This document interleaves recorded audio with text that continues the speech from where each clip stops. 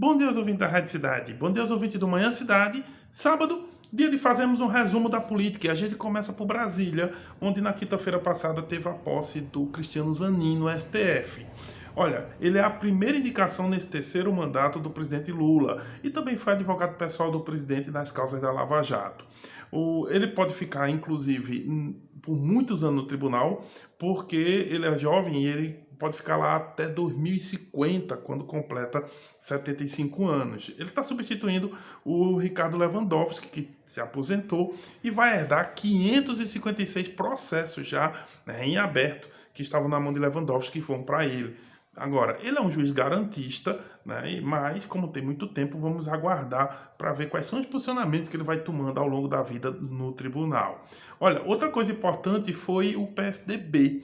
O PSDB lançou uma nota nacional dizendo que não vai fazer parte do governo Lula, reafirmando sua posição de oposição, e isso tem um contexto.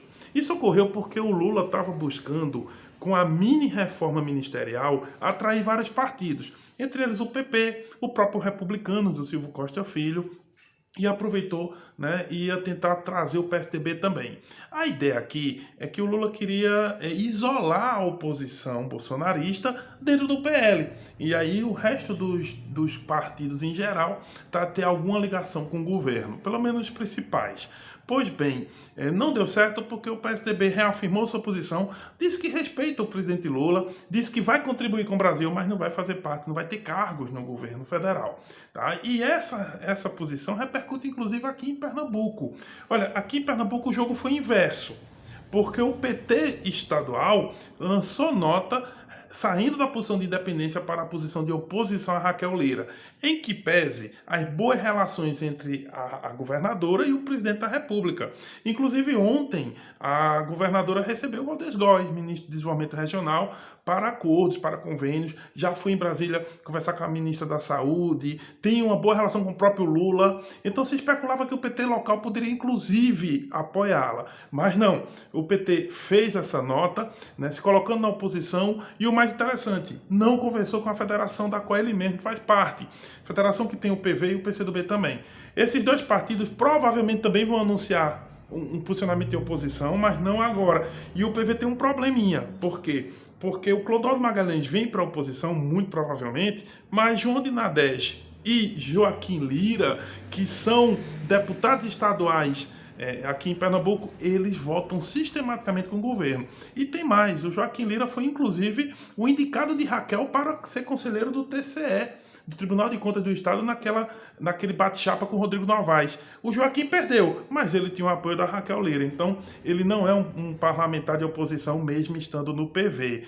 Olha, mas essa questão dessas contradições não ocorre só no PV não, o próprio PT também tem. O Luiz Haroldo, que é prefeito de Águas Belas, lançou uma nota dizendo que está alinhado com o governo Lula, mas também está alinhado com o governo Raquel Lira. Ele tem interesse em algumas obras, como a PE 244, escolas na comunidade Funiô, na tribo indígena, e outras obras na cidade que dependem do governo do estado. Então ele está a favor dela, e mesmo Márcia Conrado, que está na principal prefeitura do PT, vai na mesma linha. Ela é presidente da AMUP e apoiou Raquel desde o segundo turno da eleição, mesmo contra Marília. Até porque lá na cidade dela, o Marília tinha o vice de Marília, ele era Sebastião Oliveira, justamente um dos caciques políticos de Serra Talhada, da oposição à própria prefeita. Então, a Márcia está do lado de Raquel.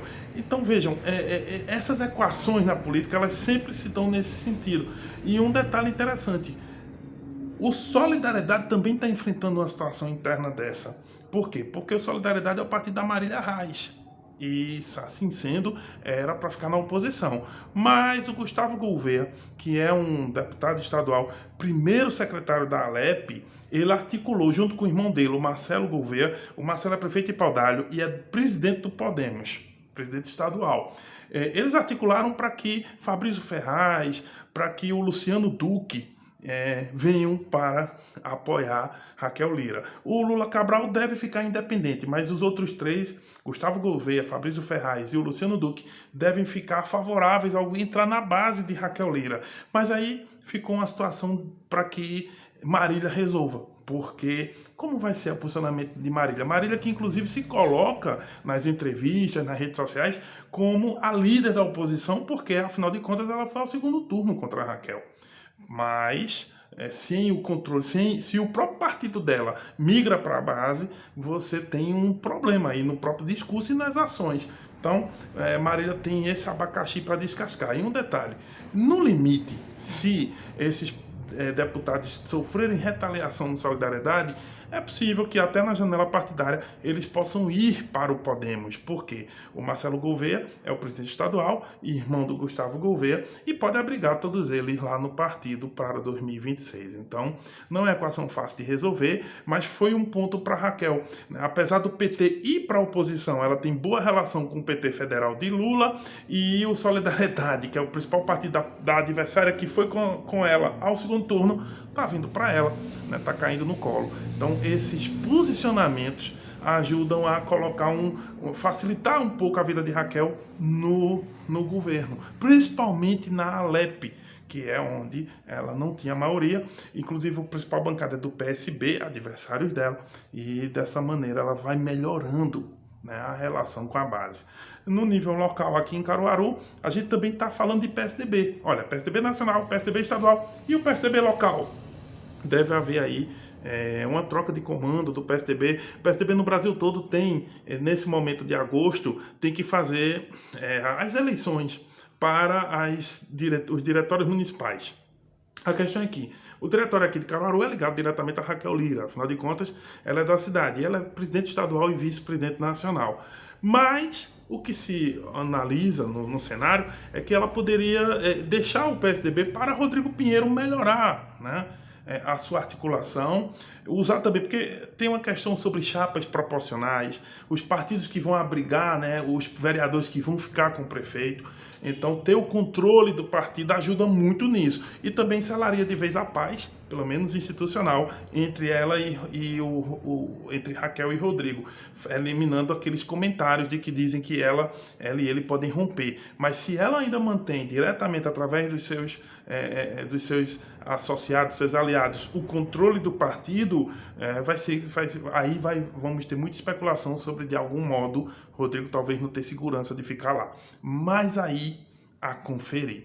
Olha, a gente volta sábado que vem com mais análise da política, se Deus quiser.